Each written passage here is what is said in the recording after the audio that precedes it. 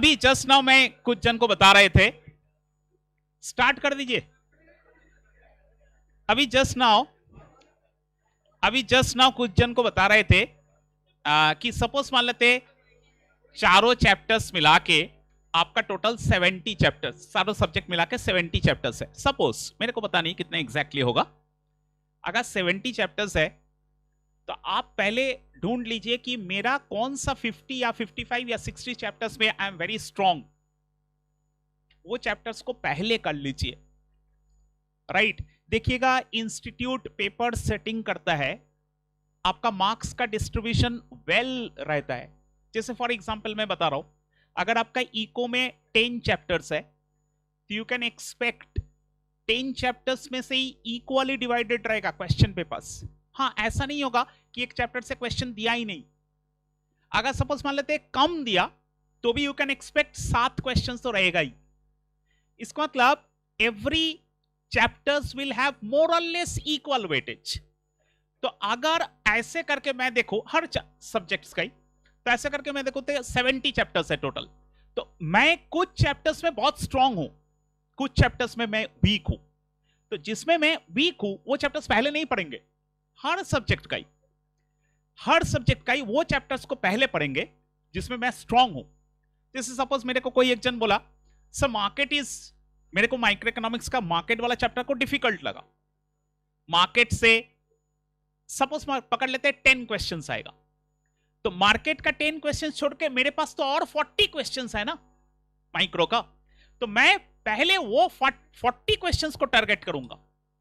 Right, more you have to, जैसे देखिएगा it's very similar to CAT examination.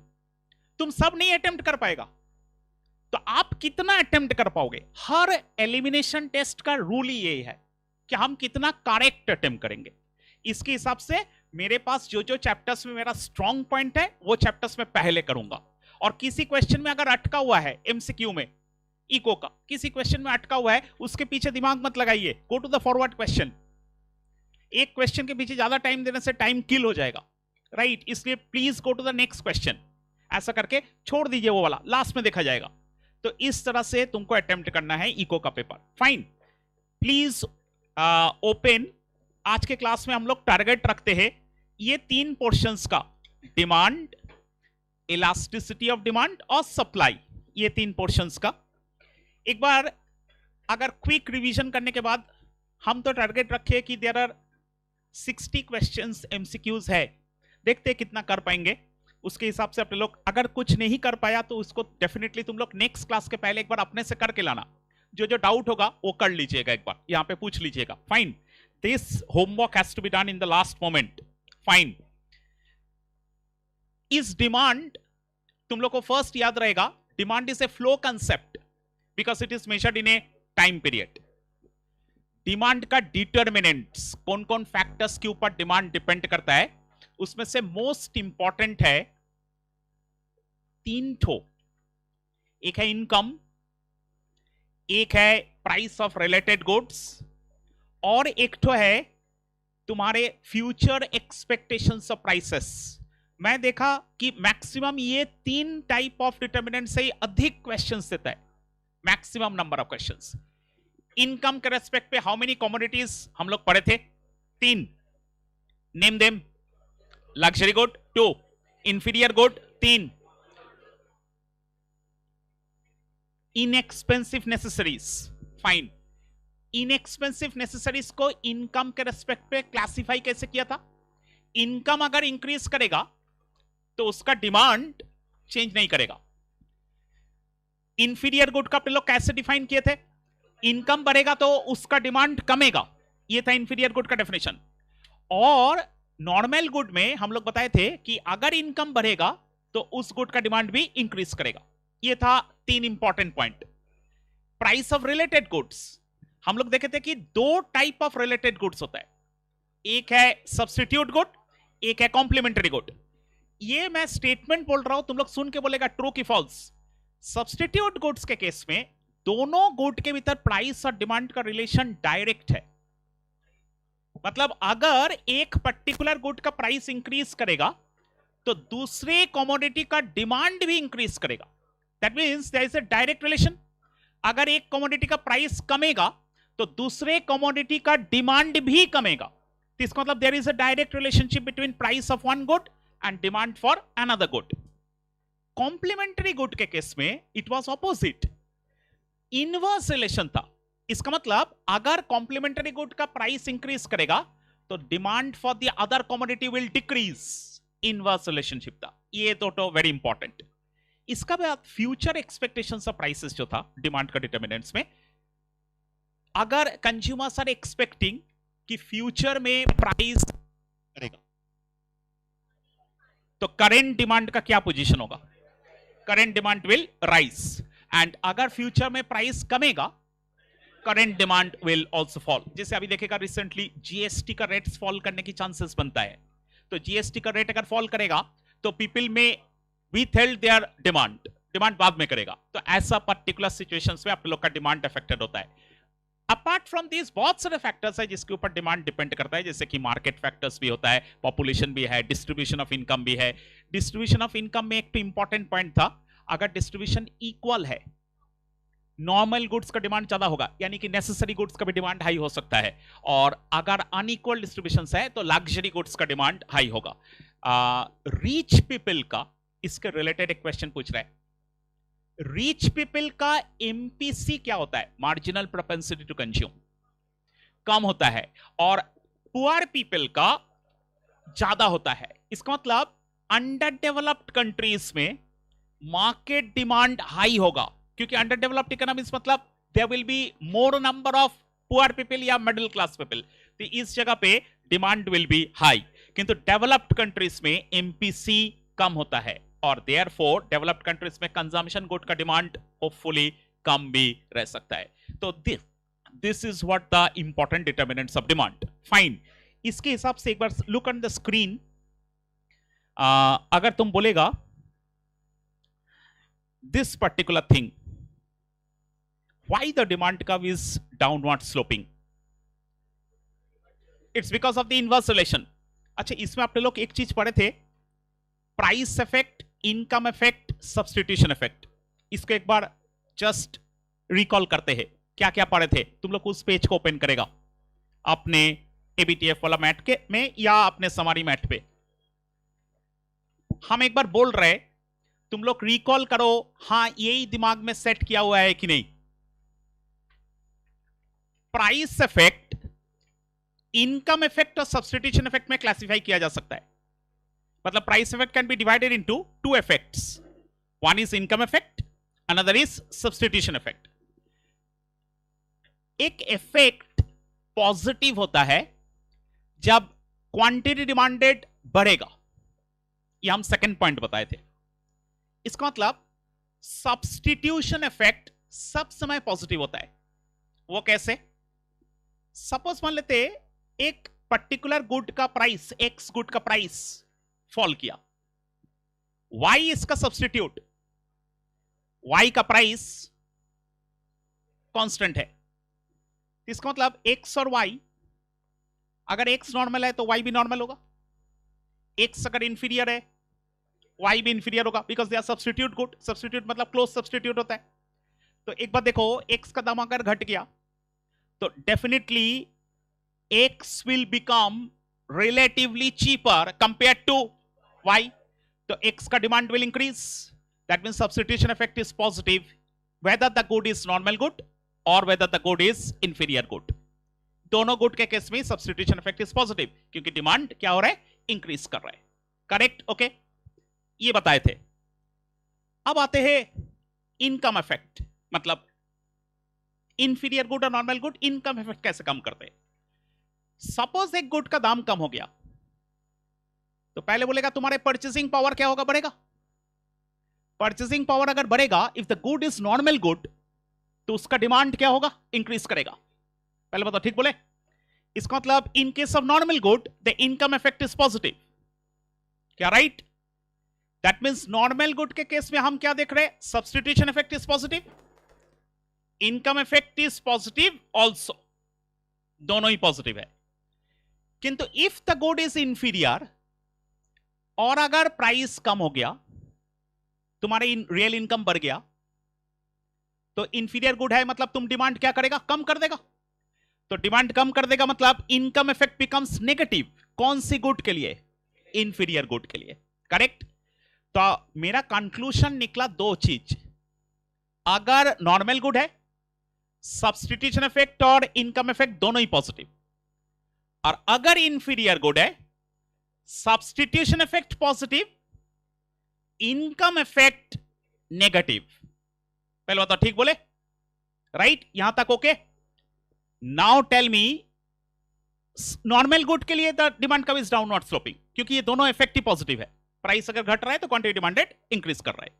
किंतु inferior good के लिए क्या होगा, अगर सब्स्टिट्यूशन इफेक्ट इनकम इफेक्ट से स्ट्रॉन्ग निकला then the demand curve will be downward sloping. Correct. Look at this line, देखो तुम लोग को समझ में आया कि नहीं अपने इस, this is the very important line.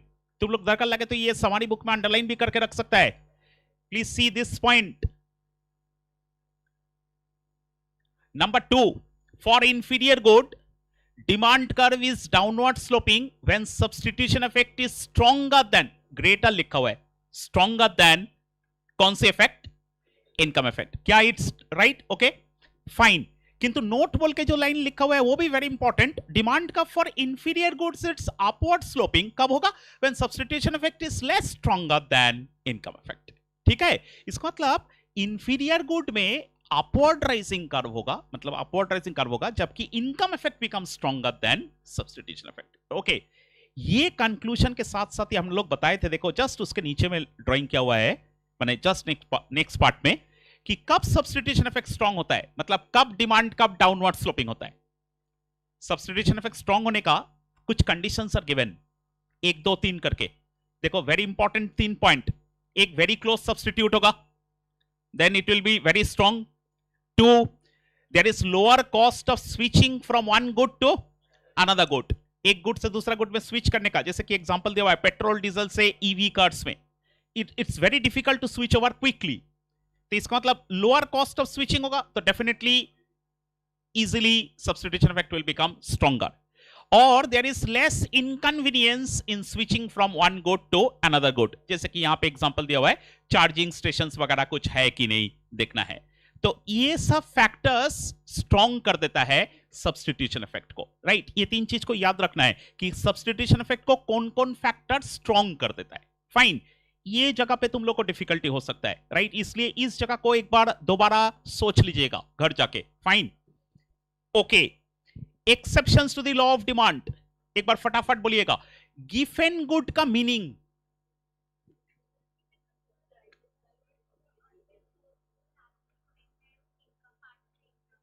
Okay fine, this is right answer. Given good हमेशा इंफीरियर गुड होता है, पहले बताओ, याद है? सेकेंडली, वो ऐसा इंफीरियर गुड है जिसमें गरीब लोग ज्यादा पैसा खर्चा करते हैं। और इसका थर्ड लाइन होता है कि प्राइस के साथ इसका क्वांटिटी डिमांडेड डायरेक्टली रिलेटेड है। तो गिवन गुड का डेफिनेशन में बच्चा लोग को कैसे याद रखना है? It is those inferior good on which a poor consumer spends a large percentage of their income and whose quantity demanded increases with rise in price and decreases with fall in price. इसका मतलब direct relation. उस good को आप लोग बोलते हैं inferior good, sorry गिवन good. हर गिवन गुड इज इंफीरियर गुड, किंतु all inferior goods are not गिवन। Any second difference between inferior and गिवन? Fine, income effect is stronger कौन सी केस में? गिवन गुड के केस में। और any other point of difference? The concept of गिवन is related to price, but concept of inferior is related to income. इसका मतलब सीए फाउंडेशन में बच्चा लोग का अगर इनकम और इंफीरियर और गिवन गुड का डिफरेंस लिखना है तो ये लोग ख्याल रखेगा कि इंफीरियर गुड इनकम के साथ रिलेट करके एक्सप्लेन करते हैं, किंतु गिवन गुड को आप लोग एक्सप्लेन करते हैं with respect to price, correct? और सेकंड पॉइंट जो कि इंपॉर्टेंट है, all given are inferior but all inferiors are not given. ये 2 पॉइंट तुम लोग याद रखेगा, राइट? बाकी पॉइंट्स याद रखने का दरकार नहीं। फाइन, नेक्स्ट इज, इसके बाद अपने लोग देखे हैं दिस पर्टिकुलर थिंग, एक्सपेंशन और कॉन्ट्रैक्शन ऑफ डिमांड। हम क्वेश्चन पूछ रहे हैं, तुम लोग मेरे को बताएगा what is the reason for expansion and contraction of demand? Change in क्या? Price of the commodity. Other things remaining constant या changing? Constant. Expansion of demand कब होगा? जब प्राइस कमेगा या प्राइस बढ़ेगा? प्राइस कमेगा। एक्सपेंशन के समय it is a case of upward movement along the demand curve. True? False, it is wrong, it's a downward movement along the demand curve. Contraction of demand के समय it is a upward movement along the same demand curve. Correct? मतलब demand curve change नहीं हो रहे। Expansion के समय downward movement along the same demand curve, contraction के समय upward movement along the same demand curve. That is the difference between expansion and contraction of demand. Fine, okay. This point के बाद अपने लोग देखते हैं इंक्रीज और decrease. What are the causes? तुम लोग मेरे को 5 कॉजेस बताइए इंक्रीज और डिक्रीज का। Number 1, income changes. 2, price of related goods changes. 3, taste and preference changes. 4, sorry, future price expectation changes. और लास्ट, गवर्नमेंट पॉलिसीज चेंजेस। मतलब एक चीज केवल कांस्टेंट रहेगा, वो है प्राइस ऑफ द गुड, बाकी फैक्टर्स में चेंज। इंक्रीज होने का मतलब राइटवर्ड शिफ्ट की leftward shift? Rightward shift. Okay, is it true? हम एक स्टेटमेंट बोल रहे हैं, सुन के बोलिएगा। इन case of increase in demand, more quantity is demanded at same price. ये ट्रू है। As well as same quantity may be demanded at higher price। क्या ये करेक्ट है? ये ट्रू है। इसका मतलब बोथ ऑप्शंस आर करेक्ट। हम ओरिजिनल क्वांटिटी को हायर प्राइस में डिमांड कर सकते हैं, या हम सेम प्राइस में ज्यादा क्वांटिटी भी डिमांड कर सकते हैं। कोई बोल सकता है सर दिमाग में नहीं बैठ रहा है। अच्छा सोच लो, ऐसा हुआ तुम्हारा गुड, नॉर्मल गुड है, तुम्हारा इनकम बढ़ गया, all other things remaining constant. पहले बात तो आगा, तुम्हारा इनकम बढ़ गया, good is normal good, everything else remaining constant. क्या सेम प्राइस में तुम ज्यादा डिमांड नहीं कर सकता? कर सकता है। नेक्स्ट, क्या तुम ओरिजिनल क्वांटिटी जो पहले ले रहा था, क्या वो हाई प्राइस में नहीं ले पाएगा? ले पाएगा तो, क्योंकि तुम्हारा इनकम क्या हो गया? बढ़ गया। इसका मतलब इंक्रीज इन डिमांड का मतलब I can demand more quantity at same price, और even I can demand the original quantity at even a higher price. क्या इट्स ऑल राइट? ये है इंक्रीज। ये केस में डिमांड का मूवमेंट क्या होगा? इंक्रीज की डिक्रीज पूछ रहे हैं। Income increases but the good is inferior, leftward shift. इसका मतलब डिक्रीज इन डिमांड। इनकम बढ़ गया किंतु द गुड इज इंफीरियर, तो इसका मतलब डिमांड कब किस तरफ शिफ्ट करेगा? लेफ्टवर्ड शिफ्ट करेगा। तो that is a leftward shift of the demand curve. Next, consumers are expecting that in near future the prices of the goods will decrease. Leftward shift, there will be decrease in demand. Consumer सोच रहा है कि future में दाम कमेगा, तो अभी हम demand नहीं करेगा, तो अभी का डिमांड में क्या होगा? कमेगा। इसका मतलब decrease in demand, right? That means increase की डिक्रीज ये बाकी फैक्टर्स के ऊपर, डिटर्मिनेंट्स ऑफ डिमांड के ऊपर डिपेंड करेगा। इसलिए डिटर्मिनेंट्स वाला डिमांड वाला टॉपिक इज इंपॉर्टेंट, तो बच्चा लोग को ये रिवीजन करेगा। Fine, okay. Next is after this, ये कर्व तो आपने लोग देखे हैं। फाइन, नेक्स्ट कम्स, इसके बाद इलास्टिसिटी ऑफ डिमांड। एक बार हम अपनी तरीके से बता रहे हैं, इलास्टिसिटी ऑफ डिमांड का कोई यूनिट है? नहीं है। क्यों नहीं है? Because it is a ratio, और दोनों का न्यूमरेटर और डिनोमिनेटर का क्या है? परसेंटेज। परसेंटेज परसेंटेज कैंसिल हो गया। एक कमोडिटी का इलास्टिसिटी का वैल्यू है -5, और एक कमोडिटी का इलास्टिसिटी का वैल्यू है -3। Which one is more elastic? -5।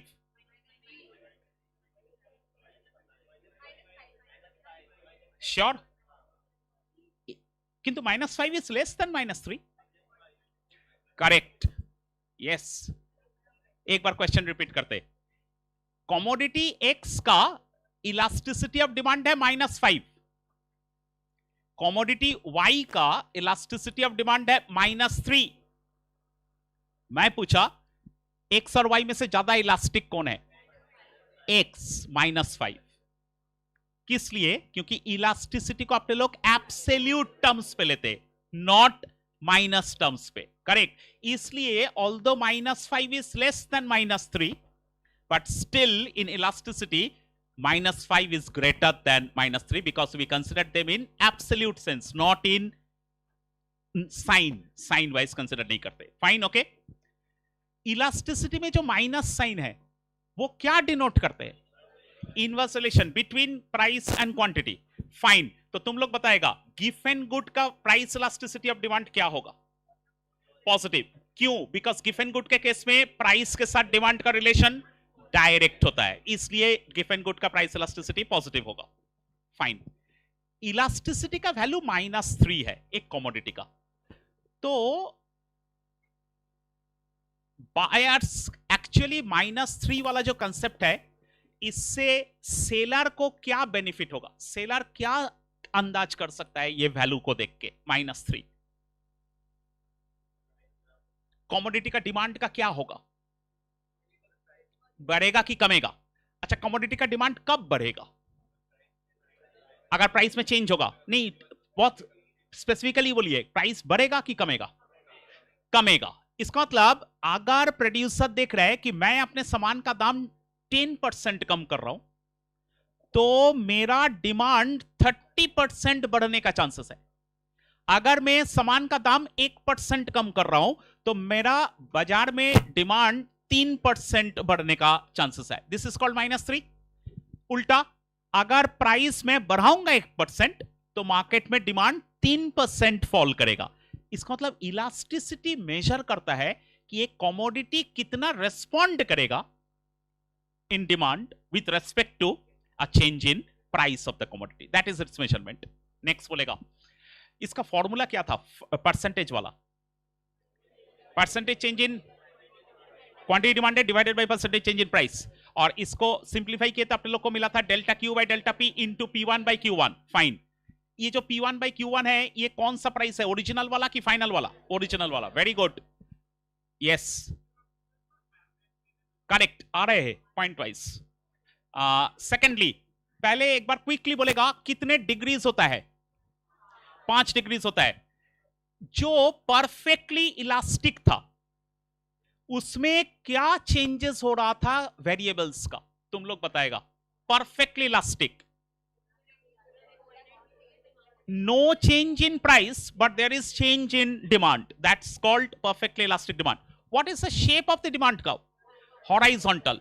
और इसका ऑपोजिट केस जो था वर्टिकल, उसमें इलास्टिसिटी का वैल्यू 0 था। फाइन, इलास्टिसिटी 0 रियल लाइफ में पॉसिबल नहीं? पहले बोलिए यस कि नो, फिर अपने लोग एग्जांपल्स में जाएगा। इट्स पॉसिबल, मतलब there is no change in demand due to a change in price. Yes, possible. Now tell me, give me 2 examples. Okay, इसका मतलब जो जो कमोडिटीज का क्लोज सब्स्टिट्यूट्स नहीं है, सॉल्ट, इनएक्सपेंसिव नेसेसिटीज, इसमें डिमांड चेंज नहीं होता है। इसका मतलब प्राइस अगर कम बेसी हो रहा है तो मेरा डिमांड चेंज नहीं होगा। इसका मतलब जिस सामान का क्लोज सब्स्टिट्यूट नहीं है, जिस सामान में एब्सोल्यूट नेसेसिटी है, जो सामान हैबिचुअली नीडेड है, जो सामान देश का सुरक्षा बनता है, यानी कि डिफेंस आइटम बनता है, वो सब सामान में गवर्नमेंट कभी भी प्राइस नहीं देखता।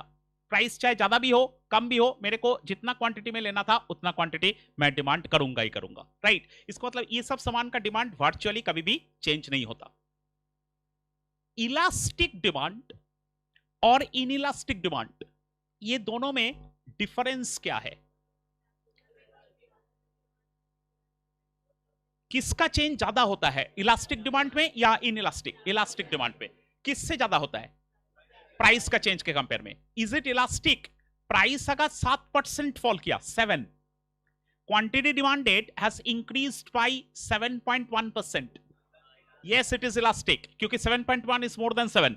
और मैं अगर उल्टा बोला, डिमांड 7.1% घट गया किंतु प्राइस इंक्रीज किया 7%, no, it is still elastic, it is elastic, it is not less elastic.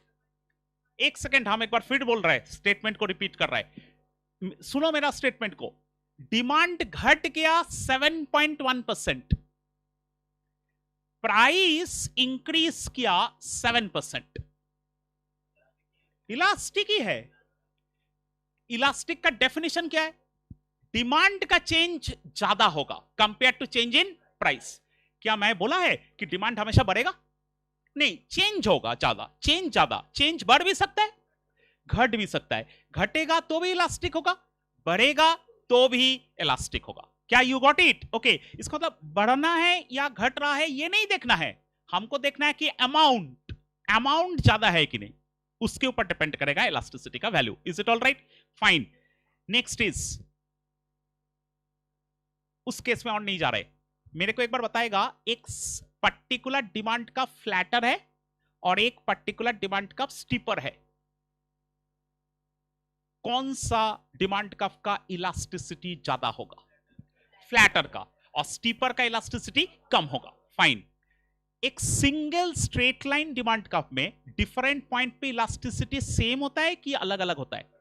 अलग अलग होता है। Fine. What is the formula for calculating elasticity straight line demand curve में?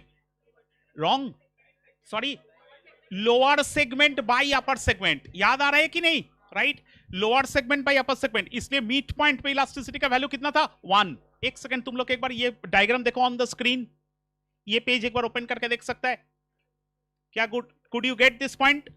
देखो उसमें, देखो बीच वाला पॉइंट में, if you enlarge the diagram एक बार देखिए, बीच वाला जो रेड पॉइंट है उसमें elasticity of demand equal to 1 दिया हुआ है, करेक्ट?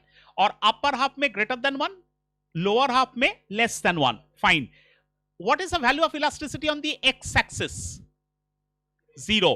और इलास्टिसिटी का value on Y axis? Infinite. इसका मतलब एक्स एक्सिस में परफेक्टली इनइलास्टिक, वाई एक्सिस में परफेक्टली इलास्टिक। ओके, और इसमें निकालने का फॉर्मूला है lower segment by upper segment. It is very important. Fine, okay.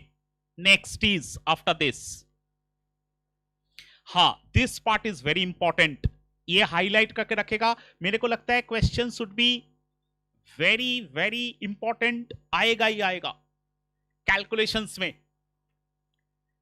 अच्छा, before going to this paragraph, एक तो चीज को रिकैप कर लेते हैं। तुम लोग मेरे को बताएगा what is the difference between point elasticity and arc elasticity? Point में कैलकुलेट कर रहा है तो it is point elasticity. Very good. Arc elasticity between 2 points अगर इलास्टिसिटी कैलकुलेट कर रहा है।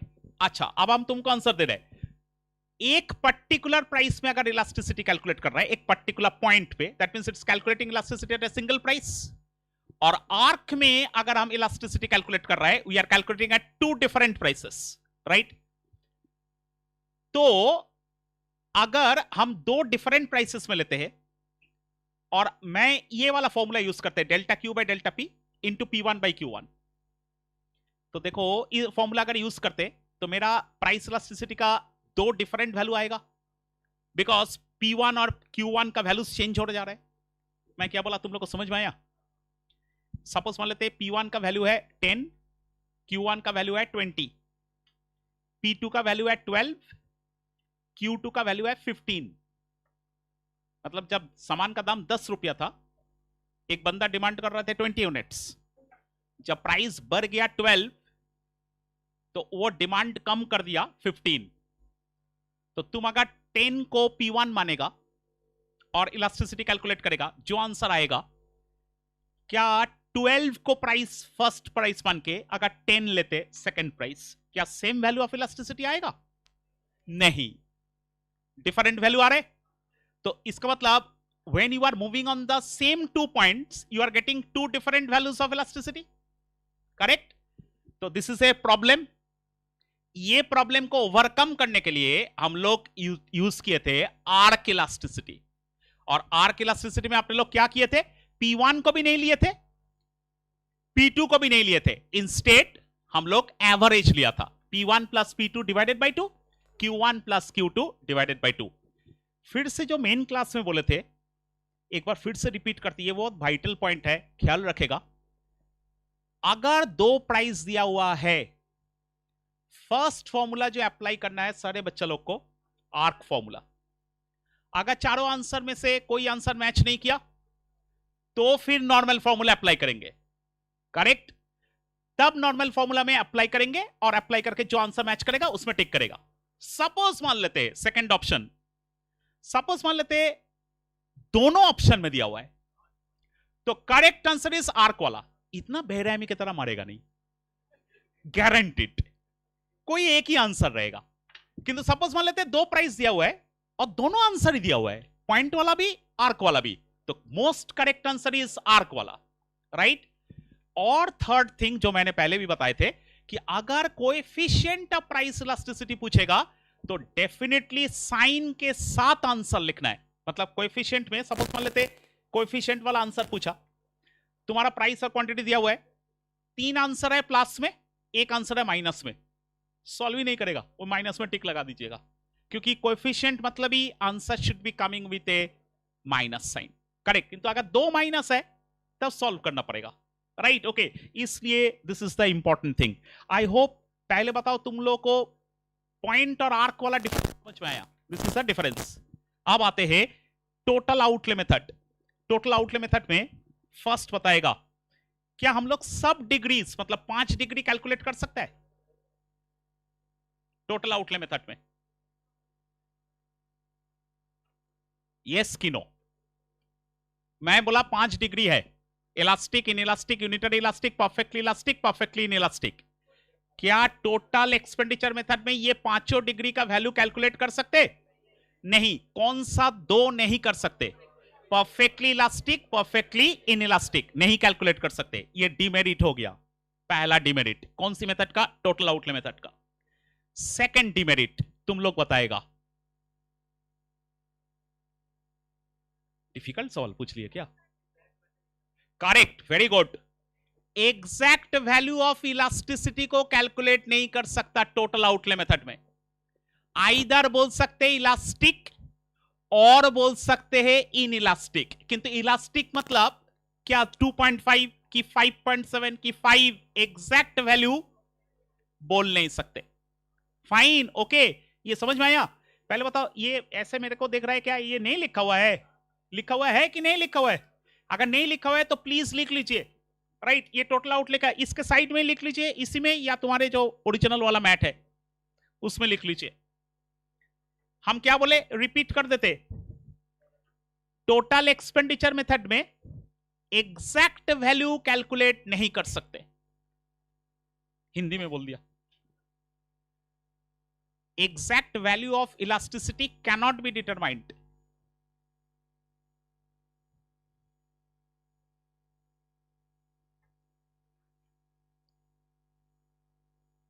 ये डिमेरिट हुआ, दिस इज अ डिमेरिट। कौन सी मेथड का? Total outlay method. और दूसरा वाला डिमेरिट, नहीं नहीं नहीं, only 3 degrees can be calculated. कौन कौन 3 degree? Greater than 1, less than 1, equal to 1। बाकी का 2 डिग्री कैलकुलेट नहीं कर सकते। ये 2 डिमेरिट है। कौन सी मेथड का? टोटल आउटले मेथड का। नोटिंग करके रखेगा। My next question easy. Who propagated total outlay method? Marshall. ये लिखा हुआ है तो, राइट? नोटिंग करके रखेगा। मार्शल प्रोपागेंडेड। दे सकते हैं, एमसीक्यू बोल के दे सकता है। अब 3 मोस्ट इंपॉर्टेंट लाइंस देखो, तुम लोग को याद है कि नहीं? पहला लाइन इस मेथड का, प्राइस के साथ अगर टोटल एक्सपेंडिचर का रिलेशन इनवर्स है, डिमांड इलास्टिक होगा। प्राइस के साथ, सेकंड लाइन, प्राइस के साथ टोटल एक्सपेंडिचर का रिलेशन अगर डायरेक्ट है, डिमांड इनइलास्टिक। और तीसरा लाइन, जब टोटल एक्सपेंडिचर कांस्टेंट रहेगा किंतु प्राइस चेंज कर रहा है, डिमांड इज यूनिटरी इलास्टिक। आपको ये 3 लाइन याद रखना है, correct? Okay, very important line.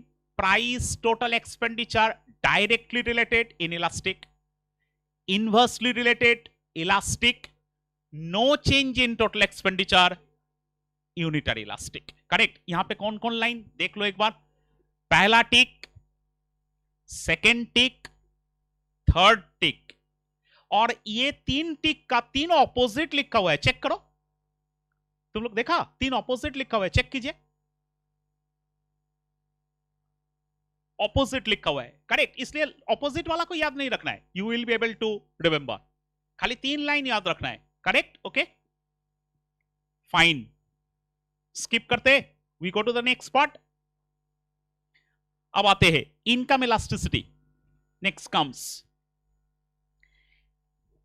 हम positive income elasticity, negative income elasticity और zero income elasticity. Income elasticity कब पॉजिटिव होता है? Normal good.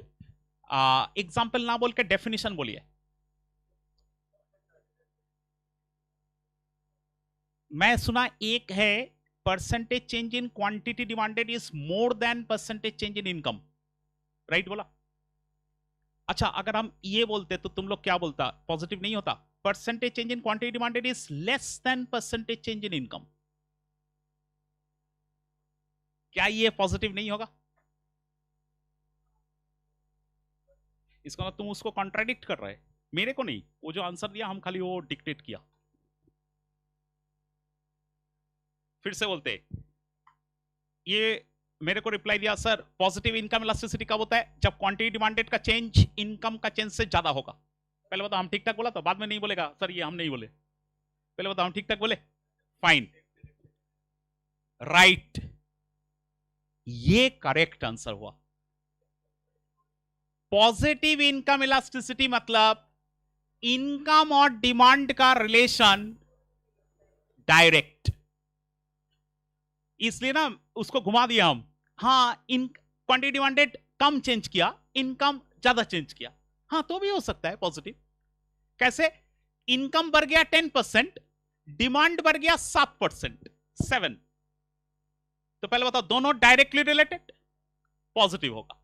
किंतु डिमांड का चेंज इनकम का चेंज से कम है, तो इसका मतलब मैं पूछा पॉजिटिव कब होगा? जब दोनों के भीतर चेंज डायरेक्ट होगा। कौन कौन दो चीज के भीतर चेंज डायरेक्ट होगा? इनकम और डिमांड। इनकम और डिमांड का चेंज डायरेक्ट होगा। कौन सी गुड में ऐसा होता है? Normal good.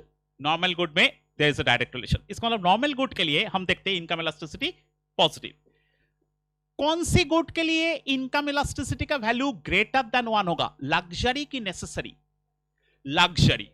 और कौन सी गुड के लिए इनकम इलास्टिसिटी का वैल्यू 1 से कम होगा?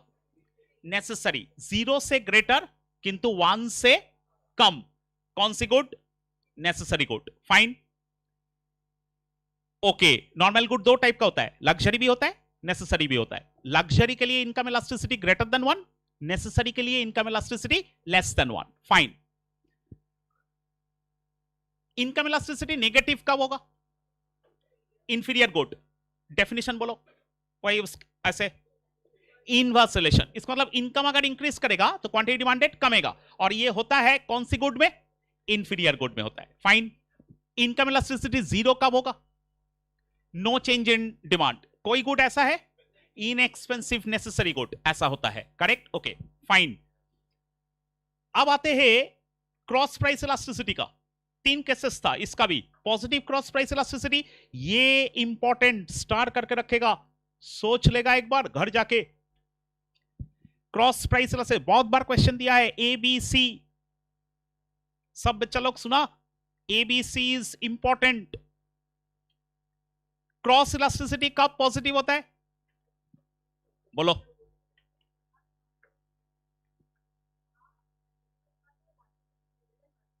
करेक्ट। एक सेकंड देखते। Right, it should be greater than 1। EY greater, ये करेक्शन कर लीजिए, ये ग्रेटर देन 1 होगा। लग्जरी गुड का income elasticity greater than 1, not positive, greater than 1। Less than 1 होने से भी पॉजिटिव होता है, करेक्शन कर लीजिएगा। और कुछ, anything else? Fine, next part में आइए, next paragraph. Cross price elasticity positive कब होगा? जब दोनों गुड डायरेक्टली रिलेटेड, एक का प्राइस बढ़ेगा तो दूसरे का डिमांड बढ़ेगा। कौन सी गुड में ऐसा होता है? Substitute good.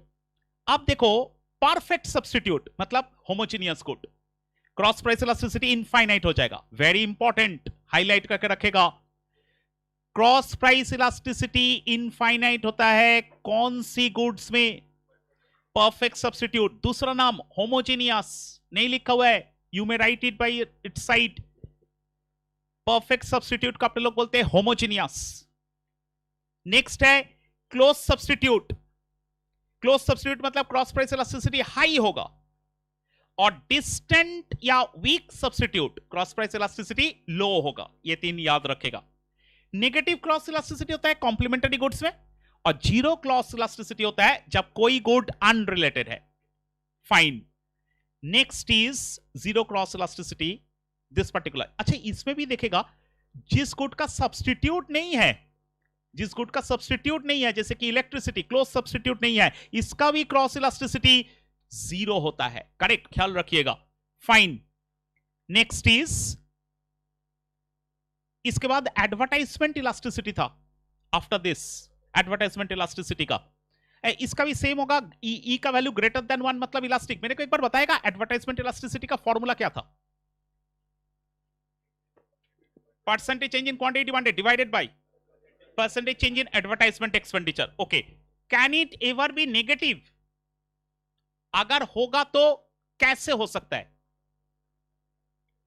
एडवर्टाइजमेंट इंक्रीज किया किंतु क्वांटिटी डिमांडेड घट गया। जनरली होता है कि नहीं होता है? जनरली नहीं होता है, इसलिए advertisement elasticity always becomes positive. ये सब समय पॉजिटिव ही होता है। Correct, fine. नेक्स्ट, ये वाला टॉपिक इंपॉर्टेंट, स्टार करके रखेगा। This topic is important. Determinants of price elasticity of demand, इसमें से खूब इंपॉर्टेंट, तुम लोग टिक मार्क करके रखो।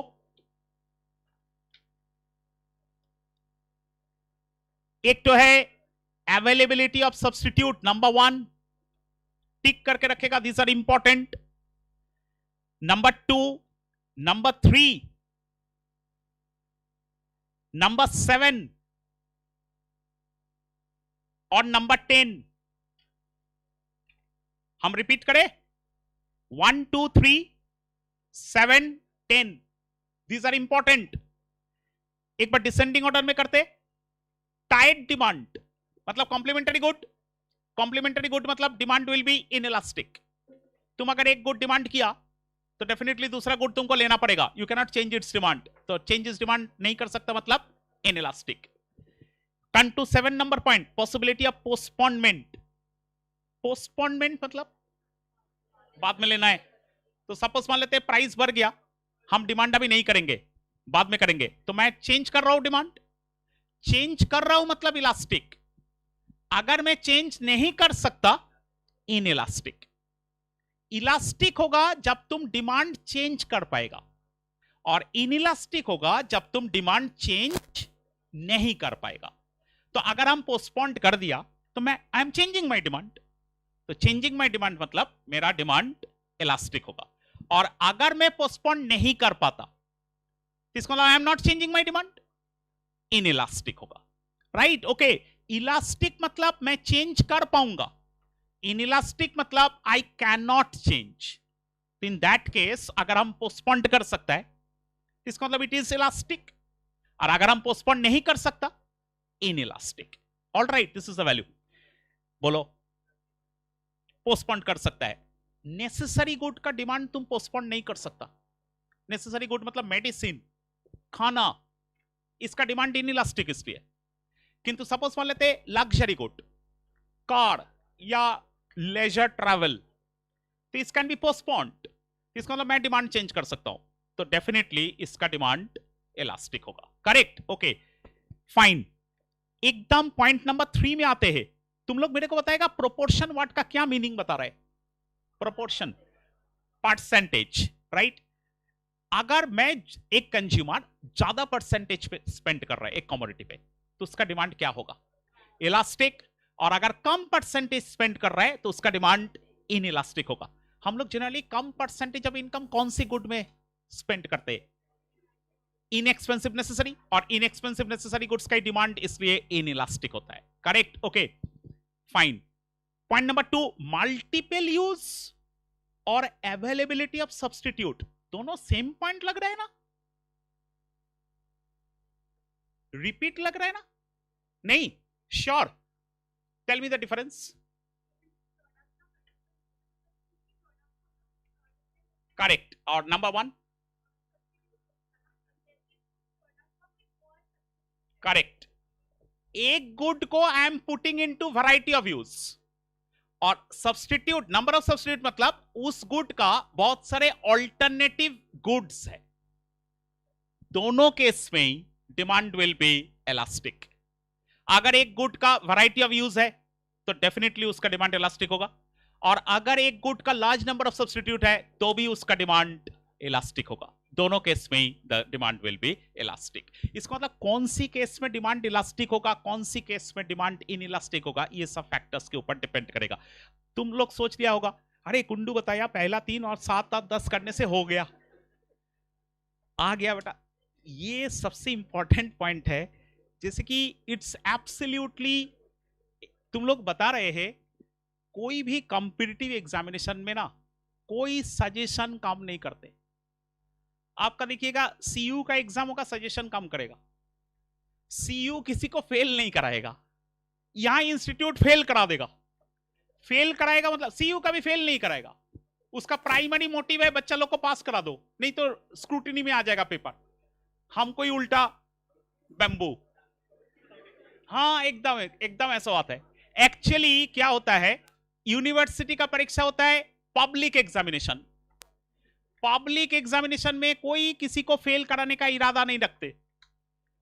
CA foundation is an elimination test. हम घुसने नहीं देंगे तुमको, तुमको बाहर रखेंगे हम। I will not allow you. इसका मतलब वो लोग चाहते नहीं है कि तुम आओ, इसका मतलब they will try to fail you out, और हमको घुसना है जबरदस्ती। तो इसका मतलब दिस सिचुएशंस आर टफर। इसलिए कोई ऐसे टाइप ऑफ एग्जामिनेशन में ना कोई चीज का सजेशन नहीं बनता। सजेशन नहीं बनता इसलिए क्योंकि ये एग्जामिनेशन एलिमिनेशन होता है, यू विल बी एलिमिनेटेड। इसलिए यहां सजेस्टिव पढ़ना इस रिस्की।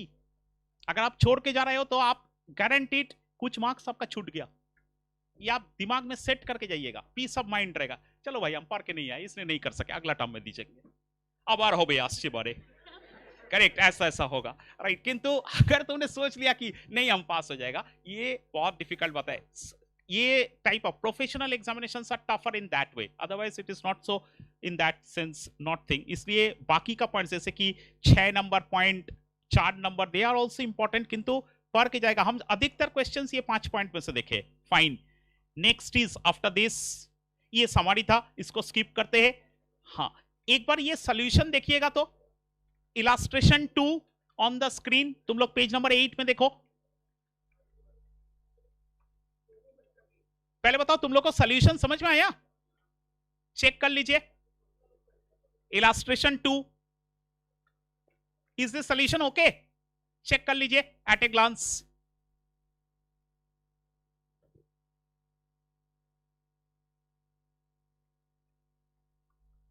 इजी है? इलास्ट्रेशन 3 भी देखेगा, अगर 2 जिसको इजी लगा तो वो 3 भी देखेगा एक बार। Please see illustration 3 also. मैं एक क्वेश्चन पूछूंगा, 3 को एक बार देख लीजिए, पेज नंबर 8, पेज नंबर 9।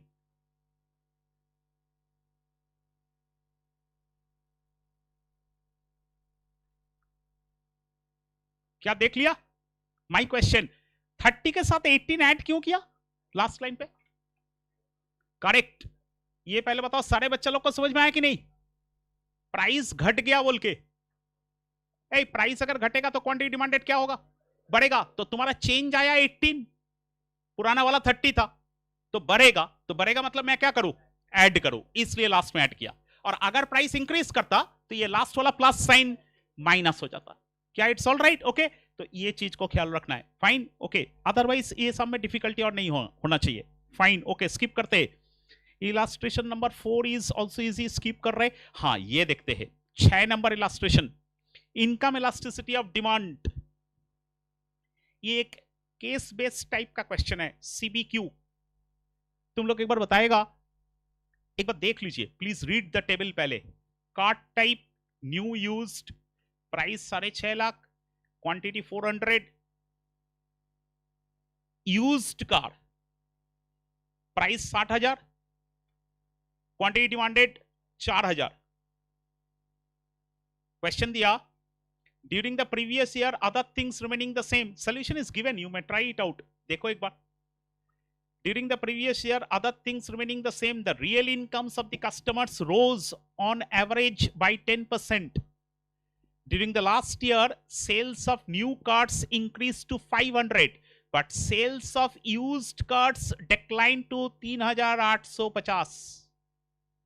पूछा है question, what is the income elasticity of demand for the new as well as used cars? ये तो कैलकुलेशन करना है, छोड़ते हैं, स्किप।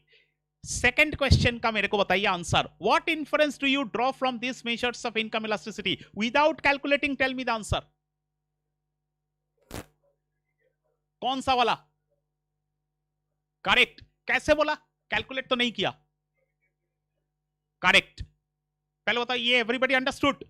नेगेटिव रिलेशन है, इनकम बढ़ गया किंतु यूज्ड कार का डिमांड कम हो गया। पहले यूज्ड कार तुम कितना ले रहे थे? 4,000, अभी कितना ले रहे? 3,850। तो पहले बता, कम हुआ कि नहीं? तुम्हारा इनकम बढ़ गया, डिमांड कम हो गया। इनवर्स रिलेशन की डायरेक्ट रिलेशन? Inverse relation. तो क्या गुड है? Used car inferior good. क्या it's all right? Okay. Next बोलेगा न्यू कार्स में डिमांड इंक्रीज कर गया, तो न्यू कार्स में it is a normal good. Okay fine, calculation I hope तुम लोग कर सकता है, fine, okay. Next after this illustration 7 skip करते, 8 भी स्किप करते, नो नीड। 10 नंबर एक बार देखो, हैव यू अंडरस्टूड कि नहीं? ये क्रॉस प्राइस इलास्टिसिटी का सवाल है, ये स्टार करके रखते, देख के जाएगा, ये क्वेश्चन बहुत बार आया। स्टार करके रखिए इलास्ट्रेशन नंबर 10।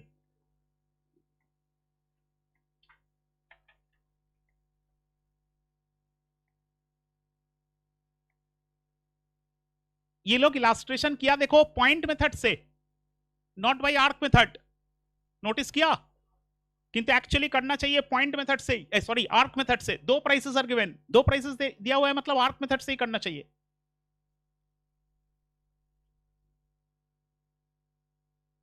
आंसर नेगेटिव आया, किस लिए? टी और शुगर क्या type of good? Complementary good, और कॉम्प्लीमेंटरी गुड का क्रॉस इलास्टिसिटी क्या होता है? नेगेटिव होता है, इसलिए इसका आंसर नेगेटिव आया। तुम लोग को समझ में आया नेगेटिव आंसर मतलब ये लोग कैसे कैलकुलेट किया? 2/-5 इंटू 30/10। Have you understood? ना मेरे को बोलना है, नहीं तो अंडरस्टूड?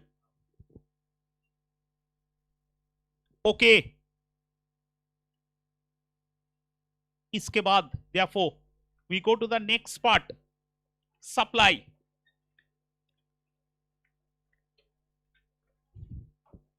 इसका डिटर्मिनेंट्स में तुम लोग एक बार पॉइंट नंबर 2, 5 एक बार टिक करेगा, पॉइंट नंबर 2, पॉइंट नंबर 5 और पॉइंट नंबर 9 मेरे को समझाएगा।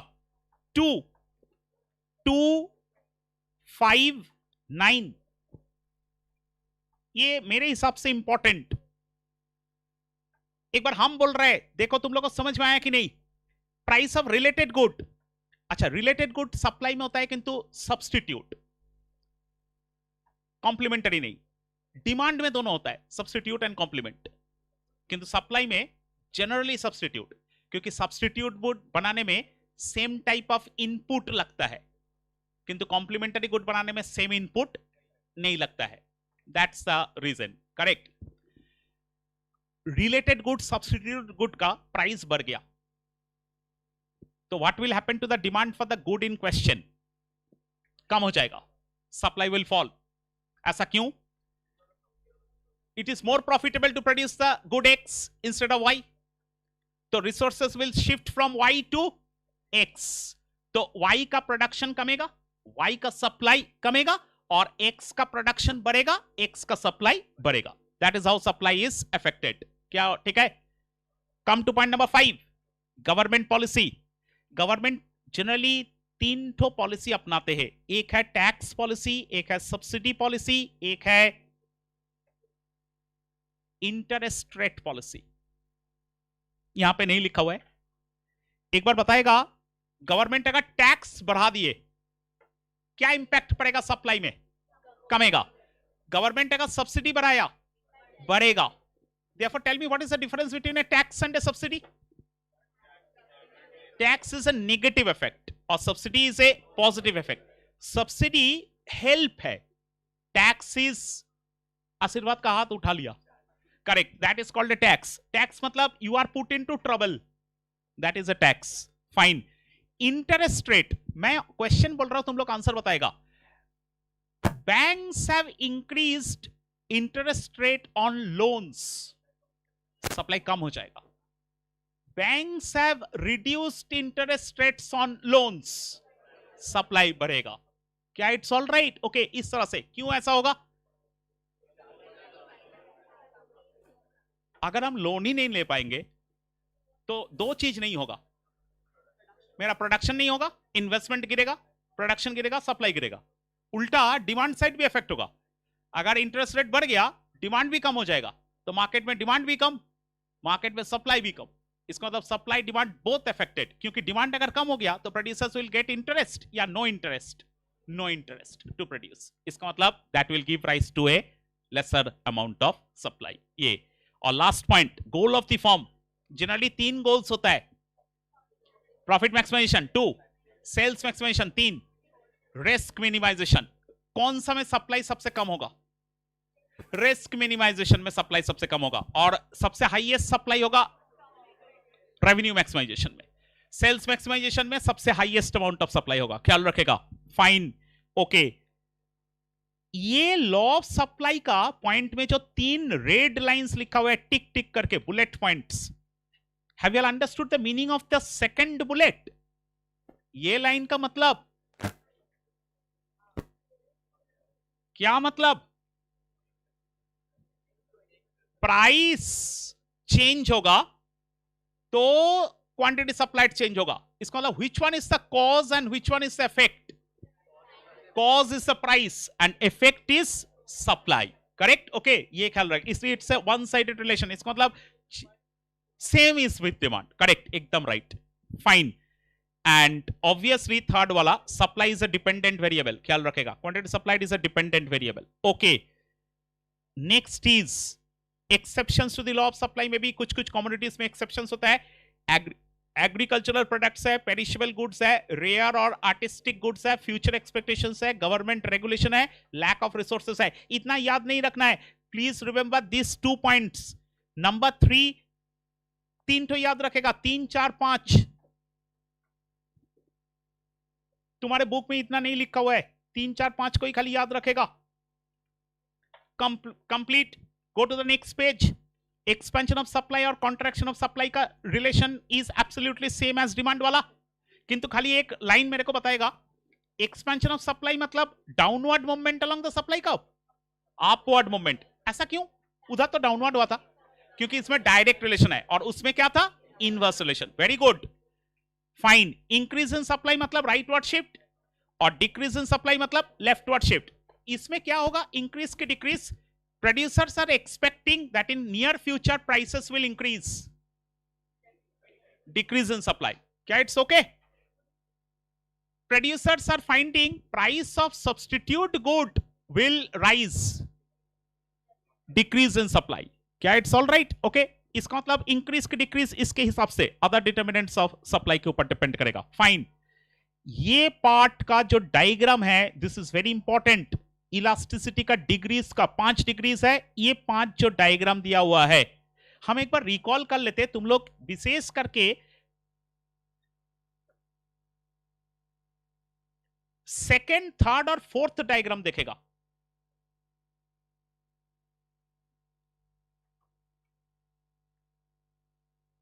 ये 3 ठो डायग्राम हम बोल रहे हैं, तुम लोग को याद है कि नहीं बोलेगा एक बार। सप्लाई कर्व अगर वर्टिकल एक्सिस को कट किया, इलास्टिक, सप्लाई इज इलास्टिक। एक बार फिर से रिपीट कर रहे हैं, supply curve is cutting the vertical axis. Vertical axis मतलब कौन सा axis? Y axis. Supply curve अगर वाई एक्सिस से स्टार्ट हो रहा है कटिंग, तो supply will be elastic. True, greater than 1, above the origin. Correct, greater than 1 होने से वाई एक्सिस को कट करेगा, अबव द ओरिजिन से स्टार्ट करेगा। इधर देखो एक बार डायग्राम दिया हुआ है, इट्स इन पेज नंबर 14 का लास्ट डायग्राम, चेक कीजिए। ये डायग्राम गलत है, रिलेटिवली इनइलास्टिक सप्लाई नहीं होगा, ये रिलेटिवली इलास्टिक सप्लाई का डायग्राम होगा। सप्लाई का विस कटिंग कौन सा axis? Y axis. Y axis को कट कर रहा है, प्लीज करेक्ट इट आउट। तुम लोग ना डायग्राम के साइड पे खाली लिख के रखिए, ये रिलेटिवली इनइलास्टिक सप्लाई करेक्ट लिखा हुआ है, जो जो चीज लिखा हुआ है खाली डायग्राम के साइड में लिख के रखेगा, इलास्टिसिटी ग्रेटर देन 1। तुम लोग क्या इसको देख के आंसर दिया ना अभी? हमको तो ये लगा नहीं श्योर। ए अपने मैट में क्या लिखा हुआ था, एबीटीएफ वाला क्या लिखा हुआ था? चेक कीजिए एक बार। तुम लोग अभी इको पढ़ना स्टार्ट किए? हमको तो यही लग रहा है हाँ नहीं किए, हमको लगता है नहीं किए। कब शुरू करेगा? सितंबर का 3 तारीख।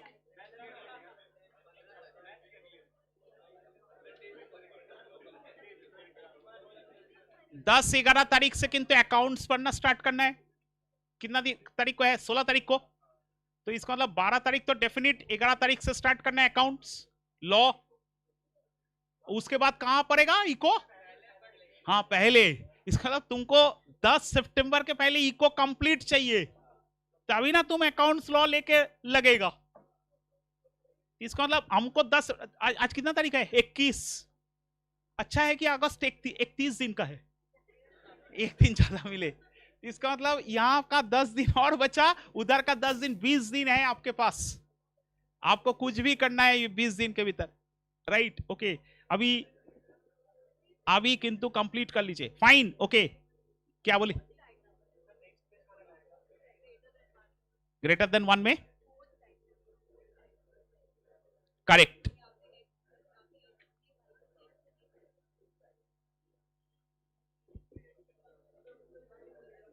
ये समरी वाला बुक है? नहीं नहीं, वो एबीटीएफ को वाला मांग रहा है। उसमें एक बार देखिए ना, सप्लाई ओपन करके। हाँ हाँ हाँ हाँ, सप्लाई इज इलास्टिक। ये देखो इसमें, ये ठीक है ना? ये ठीक है, देखिए एक बार। ए जस्ट ए मोमेंट, तुम लोग एक बार एबीटीएफ का जो ओल्ड मैट है प्लीज एक बार ओपन करो, पेज नंबर 33। ओल्ड मैट है ना आप लोग के पास? प्लीज एक बार ओपन पेज 33। इट्स करेक्ट, देखो एक बार पेज 33 ओपन कीजिए। ए पेज 33 में ये करेक्टली डन। ए मेरा बात सुनिए, डीके जी का बात बाद में सुनिएगा। पहले बताओ ये तुमको समझ में आया कि नहीं? 33 नंबर में इट्स ग्रेटर देन 1, क्या इट्स ऑल राइट? ओके। और उसमें देखो सेकंड डायग्राम में इनइलास्टिक लिखा हुआ है, चेक कीजिए। ओके, इसका मतलब प्लीज करेक्ट इट आउट। यहां पे जो पेज 14 का लास्ट डायग्राम है वो इलास्टिसिटी ग्रेटर देन 1। ये वो एक्सिस चेंज किया हुआ है, दिखाई नहीं दिया मेरे को।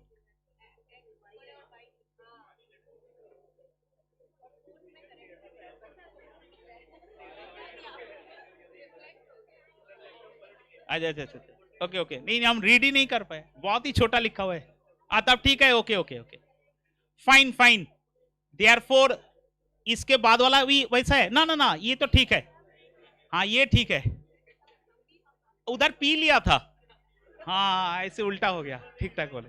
ए चुप रहिए, अपने औकात में बात करते। तो इसका मतलब ऐसे हुआ, इसका मतलब that is the, a last वाला इज करेक्ट। देखो एक बार, इट्स ग्रेटर देन 1 किंतु price is measured in Y axis, right? Okay, ये ख्याल रखना है। और यूनिटरी इलास्टिक केस में the supply curve starts from origin. CA foundation में मैंने कभी ये क्वेश्चन नहीं देखा, 2 लेवल पे दिया था, सीएमए फाउंडेशन और सीएस फाउंडेशन में। क्वेश्चन देखो, टीचर लोग कितना छेचरा होता है हम देखे हैं। मतलब क्वेश्चन का वर्ड के भीतर क्या चीज घुसाया देखिए, supply curve starts from origin but is steeper. What is the elasticity of supply? Elastic, inelastic, unitary elastic, perfectly inelastic. Question is, I repeat my question. Supply curve starts from origin, but the supply curve is steeper. So tell me what is the value of elasticity? Unitary elastic, 1. Steeper और flatter से मतलब नहीं, मतलब है origin से start कर रहा है. तुमको कंफ्यूज कर दिया. Steeper डिमांड में जाता है, इनइलास्टिक होता है, तो इनइलास्टिक होता है, अरे उसमें इनइलास्टिक था. और बगल वाला जो बैठेगा ना, वो तुमको कंफ्यूज करने के लिए ही उस दिन बैठे.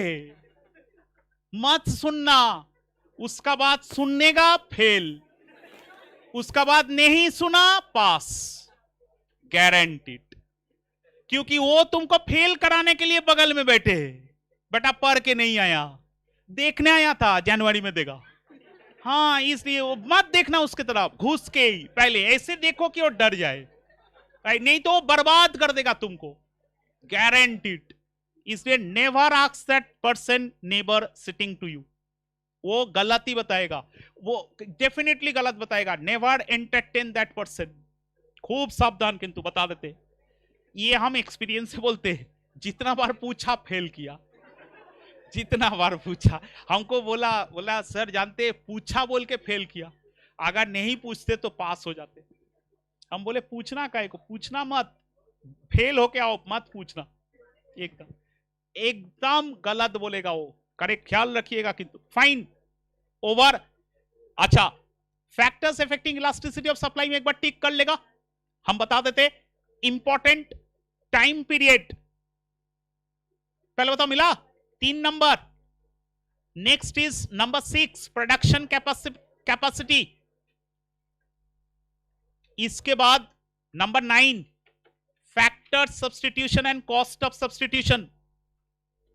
Number 12, future expectations of price. फिर से, हाँ इंपॉर्टेंट, फिर से बोलना है, समझ गया. पहले बोला 3, उसके बाद 6, 9 और 12 एपी में जा रहे, 3, 6, 9 और 12. फाइन. एक मिनट, तुम लोग मेरे को 9 नंबर बताएगा. Have you all understood?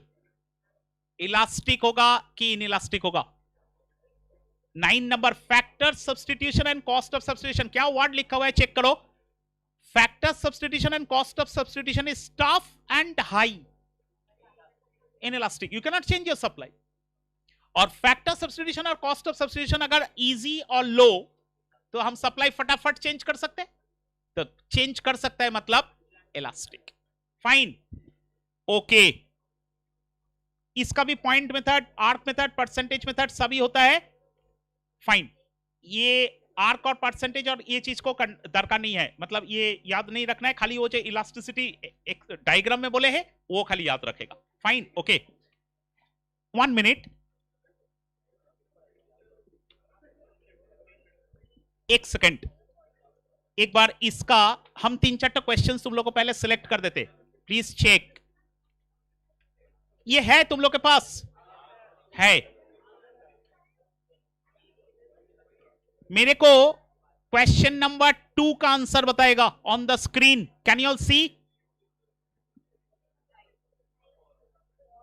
When 2 commodities are complementary, a fall in the price of one rise. It is correct. ये प्रिंटिंग मिस्टेक है, RISC होगा. फाइन, स्किप करते. क्वेश्चन नंबर 3 भी बताएगा. In case of Veblen goods, the demand curve is upward sloping to the right. To the right? Yes, upward sloping to the right.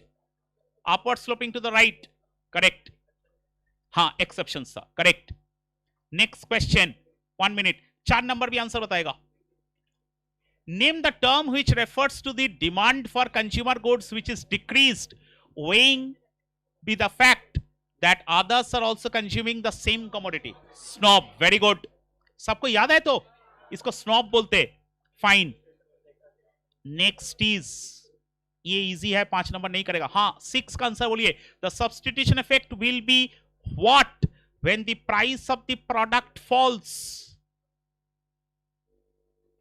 अभी अभी बोला आज के क्लास में, positive, it's always positive, substitution effect सब समय पॉजिटिव होगा, confuse करने के लिए दिया। अच्छा ये सारे क्वेश्चंस किंतु स्कैनर का है, it's of the previous terms, इसलिए ये वाला करके जाना है। All the questions previous terms का पेपर्स है। फाइन, प्रीवियस वाला का आंसर्स विल प्रोवाइड, दे देगा, करेक्ट दे देंगे, दिया हुआ है, नहीं दिया बोल देंगे, दे देगा। 10 का 1 सेकेंड, 8 का पहले, 8, please tell me the answer of 8। A group of people decrease or altogether stop consumption of a common to which of the following effect?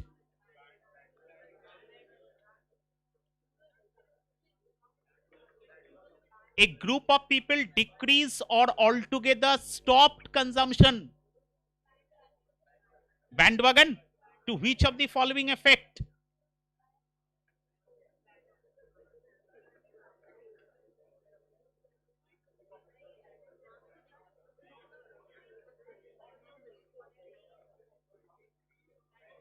Bandwagon, sure.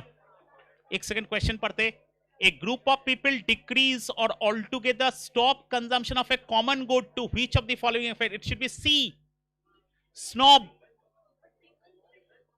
ना। एक्चुअली बैंडवगन मतलब सब कंजम्पशन कर रहे हैं बोल के हम भी कर रहे हैं, दैट इज बैंडवगन। किंतु यहां पे बोला आई हैव स्टॉप्ड, सब कर रहे हैं बोल के I have stopped, it's called snobbish, snobbish effect, correct, that's why C। next, yes, snob और bandwagon में, bandwagon मतलब everybody purchasing, that's why I am also purchasing ना। अब क्या हुआ, since the good has become common, everybody has purchased, I stopped purchasing, snobbish, got it, opposite of bandwagon, fine। A number 9 का answer याद है, डूजनबेरी, correct, okay ये है answer, fine, number 9 का।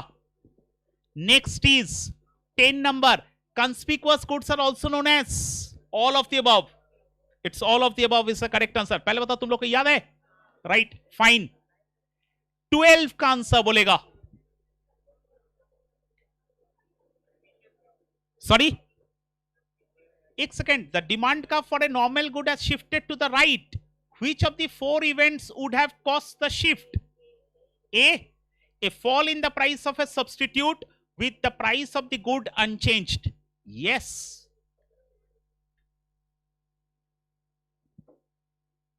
Fall in the price of a substitute shifted to the right,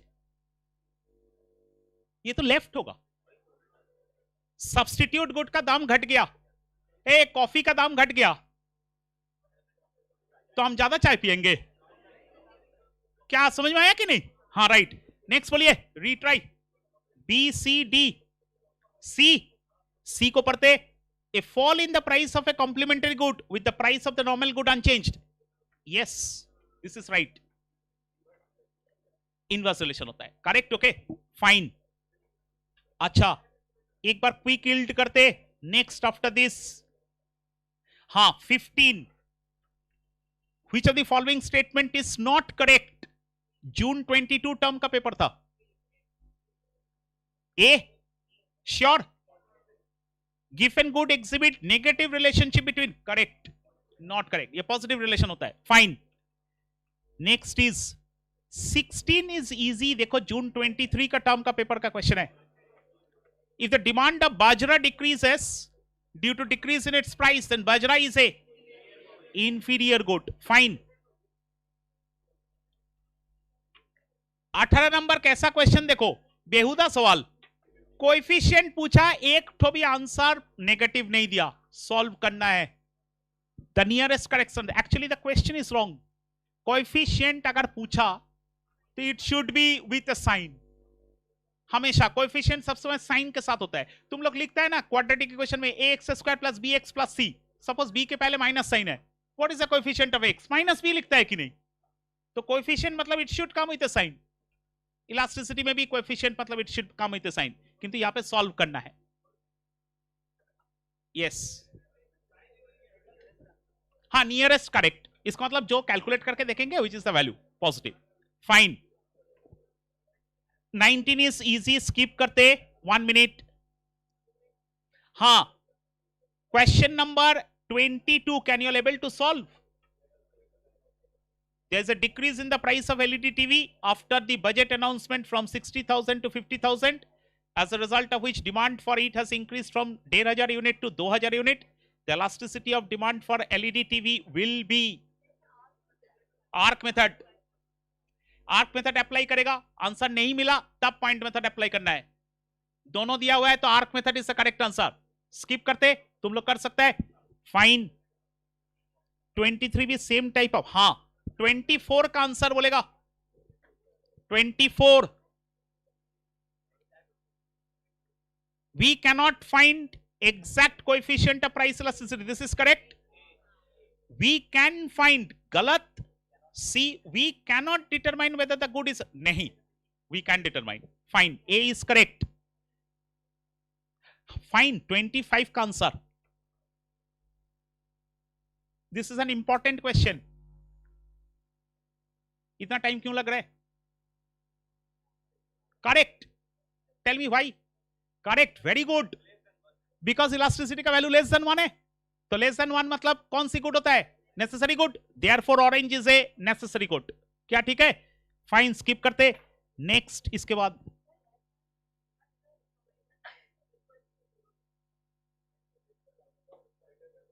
अभी दिखाइए।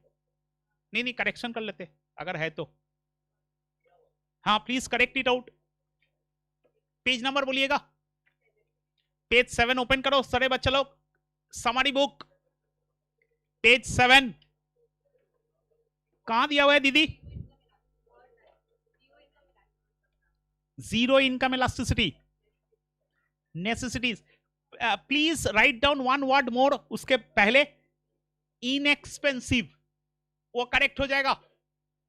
सब जन लिख लीजिए, नेसेसिटी नहीं, इनएक्सपेंसिव नेसेसिटी।